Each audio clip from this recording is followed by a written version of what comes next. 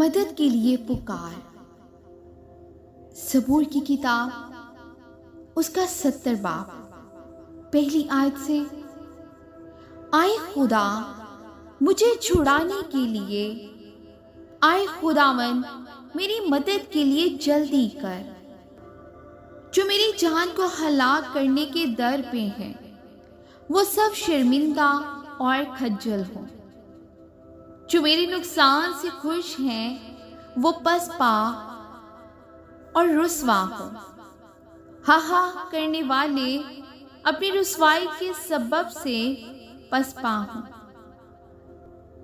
तेरे सब तालिब तुझ में खुशो खुरम हो। तेरी निजात के आशिक हमेशा कहा करें, खुदा की तमजीद हो। पर मैं गरीबो मुताज हूं। आए खुदा मेरे पास जल्द आ।